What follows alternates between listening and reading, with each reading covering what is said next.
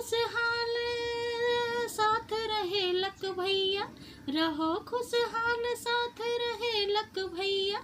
रक्षाबंधन का ये त्योहार मुबारक भैया, रक्षाबंधन का ये त्योहार मुबारक भैया। मिले यश कीर्ति आसमान तक भैया, मिले यश कीर्ति आसमान तक भैया। रक्षाबंधन का ये त्योहार मुबारक भैया, रक्षाबंधन का ये त्योहार मुबारक भैया।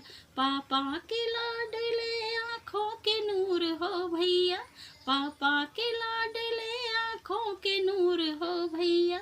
मम्मी की जान हमारे गुरूर हो भैया, मम्मी की जान हमारी गुरूर हो भैया।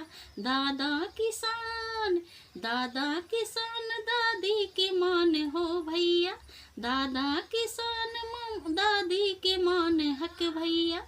रक्षाबंधन का ये त्योहार मुबारक भैया, रक्षाबंधन का ये त्योहार मुबारक भैया।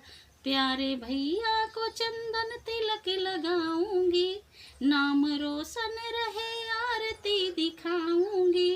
प्यारे भैया को चंदन तिलक लगाऊंगी, नाम रोशन रहे आरती दिखाऊंगी। करना वो काम, करना वो काम रहे दूर तक चमक भैया, करना वो काम रहे दूर तक चमक भैया। रक्षाबंधन का ये त्योहार मुबारक भैया, रक्षाबंधन का ये त्योहार मुबारक भैया। मिले यश कीर्ति आसमान तक भैया, मिले यश कीर्ति आसमान तक भैया। रक्षाबंधन का ये त्योहार मुबारक भैया।